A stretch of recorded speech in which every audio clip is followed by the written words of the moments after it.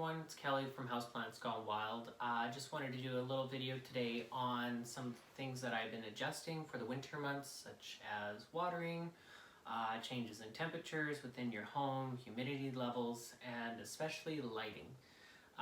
My computer is having a little bit of problems lately, so I'm going to try and do this video in just one take. It's a little bit harder to edit right now without a computer and just a phone, and I have a little bit of a list here to kind of help me keep along with things. So I wanted to touch on the lighting, warmth, and watering, and that also might include a little bit on humidity. As you can see, we're in the spare room, or in a different setting. Normally I'm in my living room or in the kitchen, kind of walking around, showing you different sort of areas within the home and sort of with the lightings, the different lightings that go along with that. Let's get started. So first off, we'll talk about lighting. So as you know, winter months, shorter days, plants, they still need that light to get the energy from, but you can sort of use artificial lighting. I'm using a bunch of grow lights. I have been picking up a few here and there from thrift stores and secondhand stores, just little floor lamps or table lamps, and replacing the bulbs with usually sun blasters.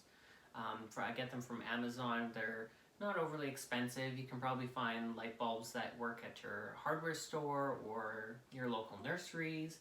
I find that normal lights, they might work, but they definitely have a little bit of a disadvantage with the sort of the spectrums and the intensity of light that you're going to be wanting to give your plants. There is different kinds of grow lights you can get out there. I have some that are pink. They're sort of a mixture of blue and red, and from what I've heard is blue light is usually to encourage foliage growth, and then the red is for flowering. Pink is just an overall sort of keep the plant growing. But as you can see, these ones here, they're quite bright. They're white light, and those ones are just a broad spectrum light. So with plants, you want to make sure that you're still giving them enough light to at least survive in the winter. They may slow down with their growth. These plants, they're a little bit of the lower to medium light tolerant plants.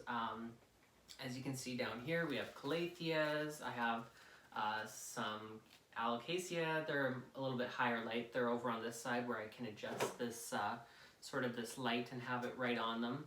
I also have a larger, sort of, not large, but just a really dense, Monstera deliciosa, wow. And so I have a light right above it that also can shine down on some other plants that I have mixed into the bundle here. So with lighting, you want to make sure that your plants, they're still getting light. They can sort of have a mixture between natural light and artificial light, which is what I have here in the room. We have a northwest facing window here, and it's also quite sheltered from the sun. And we have a mountain sort of backdrop in our backyard that shields a lot of the sunlight that even comes through in the evenings. So really minimal light that comes through that's natural. And the other thing is, with your lighting, you want to make sure that your plants, they're not getting too cold when you're sort of pushing them closer and closer to the windows, because usually by your windows is where you have your heat registers, or you don't and you have a really cold draft coming off of them. So that's something to be really mindful of. You'll notice that some of the plants, they might become really stressed in the winter time, and just dust. Thought I saw spiders, just dust. One of the things you'll notice is some yellowing leaves can be a sign of stress. And the most common sign of overwatering is yellow leaves. So that's something to really consider when you're noticing your plant is not really growing so much, or it's slowing down, and all of a sudden you see a yellow leaf. It could be because it's just slowing down, or it's been overwatered, or it's just stressed. So the first thing I like to do is, the biggest thing that I struggle with some of my plants, is finding the space for all of them to make sure that they are still getting that light that they need.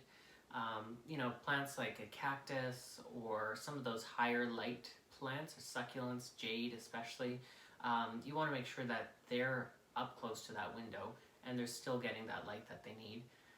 You can, for some of my cacti, I have them right on a windowsill. It's quite cool. It's quite not quite dry, not a lot of humidity, but it's bright. And for some of the cacti, depending on where you live and how you're heating your home, as long as you have air circulation, things like that, that it's keeping that plant somewhat above the temperature that is right on the window itself, they should be fine. I've noticed that some of my plants, they quite like being cold. I've gotten the jade plant to flower before. I've never really seen one that flowers, and they have these cute little white sort of, I don't know how to describe them. They just be sort of like little pods of white flowers that come out, and they do that during sort of their dormant phase, which is in the winter time when it gets quite cold, the days are shorter, but you want to make sure that you're not stressing that plant out. And with that, if you have a plant that's starting to, get a little bit, I don't know, sort of wilted and even yellowing because it's stressed, you can always push it closer to somewhere that's got brighter light, such as a kitchen. A kitchen is great. Usually they're warm, higher humidity usually, and if you have one that's got a natural window or a bright spot in it, that would be the ideal location. Or a bathroom. Bathrooms are also great. Ours is very dim. It's got a very small window, so it doesn't really work too well for a lot of plants. So artificial lighting, I've gone over some of the things that you can expect from them. They're not overly intense. They're more of just a substitute to help plants survive. I have found you can grow plants in only artificial lighting, but you have to have the plants quite close to the lights. The closer they are, the more intense that light is going to be, as well as the quality of the bulb itself. So if you have just a cheap little LED light, or a night light, or a lamp, or something that you've just picked up and you want to see if a plant will survive if you leave it on for a little while during the day, I would not recommend that, because I find that the plants, that just kind of stresses them out and they don't really like that change. Just give it a brighter spot. And also you're going to be using a lot of electricity leaving that single light on for that plant or those plants. I would use something that's a little bit more energy and cost effective, and just go out and buy a used secondhand floor lamp or a table lamp, one with an adjustable arm, and then just go buy some bulbs and replace them like I've done with, I've got 3 on this stand here, 1 above that's quite tall, and I used to have these bulbs up in the ceiling light, but every day I'd have to come in here, turn the light on, and that light is all the way up in the ceiling, still sending light down to the plants, but that light is all the way up there. It's so far away that by the time that actual light hits the plant leaves and they can photosynthesize that energy that they're trying to get, it's very, very minimal. So you want to make sure that it's close enough. But if you start to see little browning edges or browning spots, could be a sign that you're actually burning the foliage, because most lights, they do give off some heat. So they'll be giving off heat and light, and it's just a little bit intense as far as an artificial light source goes. So I just want to be mindful of that. I did talk about some windowsills, so cacti, succulents, some of them will be okay. Succulents are a little bit more finicky. I've had some good luck with jade and string of pearls. A lot of the strings I've had, like Calusa, I believe they're called, they'll do pretty well on a windowsill that's a little bit cooler, as long as it's still bright and it's not freezing cold. It's still warm. And then, I would say, what do we got here? Shorter days. So we got shorter days.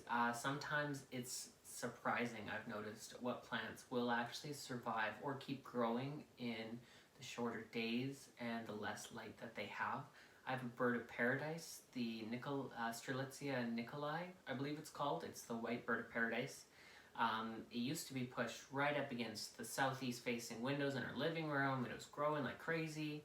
And I had it about a foot away from the window itself, and now it's about 15 feet back from that window. Days are shorter, but I had to do it to reorganize the living room, making room for Christmas decorations and all that good holiday stuff. And to my surprise, it's surviving, and it was putting out a new leaf in the sort of the early fall, late summer, and that leaf unfurled and came out fully just in the past month here. So it did slow down a lot, noticeably, but it's still going. So that's something to be kind of considerate about. You might have a couple plants that you're quite shocked that they're still surviving, still hanging in there, and even with less lighting. So with lighting, I want to talk about watering. So that's a huge thing with plants. I've noticed a lot of plants that I still struggle with overwatering, and that's the biggest plant killer. And like I said with the yellow leaves, that's a strong indicator that you're overwatering.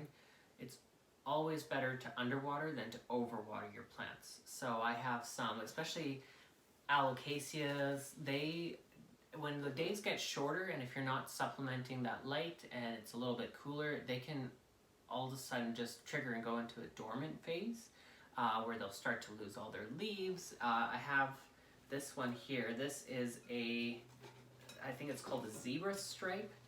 I got this on special too. It had spider mites when I first got it. Cut it way back, started growing, and then it had some good leaves on it, and then all of a sudden it just started dying back too. It is putting out a little bit of new growth, but the new growth is very small. It's very slow. So I'm letting it kind of do its thing. I put it in here so that way it's still getting its light. It's grouped together with other plants, so they're getting humidity. They're helping each other out with that humidity, which helps with growth. So with watering, I actually had a couple plants that I've pretty much already killed so far this year just with overwatering, not being mindful of adjusting how much I'm giving them or how often. It's a good thing to sort of consider getting a schedule. Sometimes I have reminders on my phone to water certain plants, like a fiddly fig, a very, very picky plant. If you're not used to house plants, it can quickly drop its leaves, they can turn yellow or brown, and it can be a lot of things with that plant. It's not as easy as, say, like a pothos. A little golden pothos, like right here, this one here, they'll get sort of wilted and droopy leaves when they're thirsty, and they'll very quickly turn yellow if they're overwatered or if they're sitting in water. So a quick fix for overwatered plants that I have found to work, and I've done it quite a few times. So if you have a plant that's in a plastic pot, which some of mine are. I'm starting to transition away from terracotta because it's so daunting, the task of constantly watering, because it just sucks out any extra moisture in the soil. So if you have a plastic pot, what you can do is take it out of the cover pot and just set it on a flat, hard surface, because most cover pots have they have the drainage holes, and then they have sort of rippled undersides that can allow air circulation down there. And that can really help as well. And putting it in a warm spot, a warm, bright spot, because if you're overwatering the plant, there's a couple things. So with decreased light, usually equals less growth. With decreased warmth, also less growth, and all of which you want to match your watering. So if it has less light and warmth, you want to really cut back that watering. So you can reverse it. If you overwater that plant, it's stress. Give it a warm spot. That'll help the soil dry out. That'll help the plant just push out new growth if it can, as well as giving it a bright spot, because then that plant sees, oh, I have the sort of the energy, or I have the available resource of energy. I can use that, start developing its bigger canopy like this one. It starts pushing out new growth, and that new growth is going to require more nutrients and such. It's going to take it from the soil and the root system, and those roots, it'll be slow, but they will start to use that water a little bit more quickly. The other thing, if you notice a plant that you watered and it overwatered and then it rapidly declined, or you forgot about it, I have a lime zinger alocasia that I did that too, and at first got back from holidays and it was a little bit kind of peaked over this was in the summertime, had spider mites like crazy in quarantine, and then it just kind of struggled throughout the late summer and early fall. It started coming back, and then of course I overwatered it, put it into a shock again. It's in a big plastic pot, so the first thing I did is I just took it out of its cover pot. I set it, actually, because it's in such a large pot, probably I want to say it's a 10-inch pot. I just set it right on top of a heat register, and this is when we just started turning off the AC and using our furnace. I put it on there for a few hours each day. It's big enough that the wind coming off of your heat register isn't blowing at the foliage, it's just blowing air at the bottom of the pot where there's some holes, and it can kind of push some warmth and some dry air in there, and dry it out quite quickly. So that plant is still recovering, don't have it here, it's still quarantined because the plant is stressed. The chances of it getting spider mites again, if it's already had it before, or even if it's never had it, the chances of getting any sort of pest infestation is much greater. And then warmth, heating vents. So with heating vents, like the ones I was talking about, placing a plant on top, that's sort of a last resource. You can also quickly change out that soil if it's like dire need and you can't dry that soil out and the plant is still declining. Just change the soil out, put it in a really, really well draining soil mixture, better draining than you had before. Add a whole bunch of perlite if you can, and give it a little bit of water. When you first transplant it, you can shake away some of that muddy soil that's just sitting on the roots and rotting them away. And give it a little bit of water, and then just give it a really bright spot and try not to make the mistake of overwatering it again.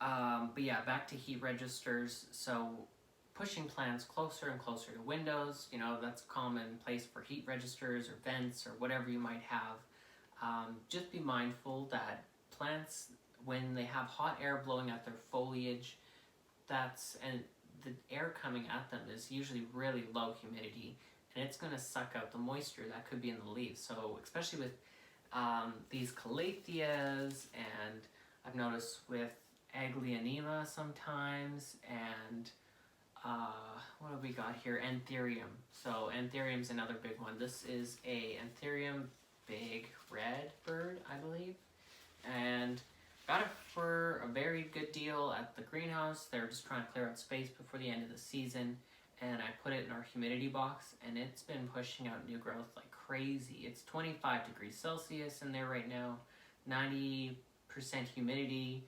It's loving it. So, but I needed the space for some propagations, so took it out, trying it in here. But in here, there's only one heating vent. We also have a fan, because air circulation is a must if you're having a whole lot of plants that are densely packed together like this. If you don't, and like me, I'm trying to add humidity by daily misting my plants, and I check them over. If you have that water and moisture sitting on top of the leaves, you might start to notice little white spots, and those can easily be powdery mildew. Worse, it could be mealybugs. Those are, I've heard, quite difficult to get rid of. Luckily, knock on wood, I've never had them. But also with dry air, a sudden burst of dryness in your home can trigger a spider mite infestation, which I have had to deal with in the past before, and it is not fun. So quick fixes I've gone over. You can quickly put the plant in a warm, bright spot. That's sort of the main thing. And then another cool thing that I've been sort of trying, I noticed the other day I had a whole bunch of propagations that were over root bound in their little water containers. I've also seen plants that have roots just devouring the bottom of a pot, and they all need to be replanted from their little like 3-inch or 4-inch, whatever, sort of like the beginner sized plant pots. They need to be upsized in their pots. So one thing that I've been starting to do with a couple of them, because I'm also trying to save space, is I've been putting multiple plants in one. So this one, it's a little hard to see, but I have the sort of the blotchy one, that's a Dieffenbachia, I want to say Tiki? No, Reflector. I'm actually not too sure on that one. I'll try and leave the comments down below. I also have some Dracaena, that white streaked one there, and at the back there, that used to be it's got a little bit of a cream in the center of the leaf. That is a Dieffenbachia calamine, or dumb cane. And all of these, this is 1, 2, 3, 4, 5 different plants and cuttings that were just root bound, put them in a pot, gave it a good shot of water, and in they go and into this corner. But having all those plants, they all have the same sort of care requirements, same lighting usually, so they can coexist. But for a plant pot such as that, or any of these calatheas, or anything like that, I wouldn't put in jade or succulents or cacti. Those are, as you may know, they're an extreme opposite end. You know, they need high light, they need low water, whereas these ones they can survive in a little bit of a drier sort of soil mixture, but they do need their water requirements met as soon as they're getting too dry. And also lighting. They can survive in a little bit of lower lighting. They're not too picky. Yeah, I've been trying that with a couple of different plants, just sort of having a mixture of cuttings, and you can do it. I've done it in the past with pothos. I've had a pot where I had a philodendron micans, neon pothos, pothos enjoy, mandula, cebu blue, and I just threw them all in there because there were just 1 or 2 cuttings that I didn't know what to do with, so I just made a nice big pot. And after a while, once they started really growing, I redivided them and sold a few or gave a few away to friends. Yeah, so that's pretty much it for the video here on Houseplants Gone Wild. I'm hoping that before the new year I can put out at least 1 more video, maybe 2. Any likes, subscribes, or subscriptions, comments, that really helps out. Thanks to all of you guys that are watching my videos and giving me tips or leaving comments on things you like or you don't like. I love hearing all that kind of stuff because I'm hoping to be getting more videos out, and I like having the feedback to see what I should be doing for more videos. You know, it's good to know what sort of interests or curiosity people might have about houseplants, especially if you're just starting off. It can be quite daunting. One thing I will say though, if you're starting off, take your time with getting plants. At times in the spring, nurseries open up and garden centers, and I just flood the house with plants. And I did have a very high number of plants, and just today I noticed, I'm putting multiple plants in one, and I'm sort of condensing them and selling some and giving them away as gifts. It's kind of nice. I have a lot less plants, but I've had ones that I've been able to spend time with and get to know their care needs and enjoy the beauty of them. Like you have calathea like this, I believe it's a rosy right here, just like a stunning dark foliage plant, white pot. It's gorgeous, and it's kind of nice, getting to spend time with a plant that you find it challenging, or you may have found it challenging, or others do, and to spend the time and really understand those plants or try to understand them better can really be rewarding. And I find that's kind of one of the biggest things with houseplants is, starting to have the know-how and be able to understand what is it that makes them grow. More often than not, I'm finding myself with some of the plants ways that will make them not grow and stress them out. So that's also pretty good because it can apply to multiple plants. But yeah, that's it for this video on Houseplants Gone Wild. I hope you guys enjoy, and leave a comment or message me on Instagram at Houseplants Gone Wild if you have any questions or any videos you'd like to see.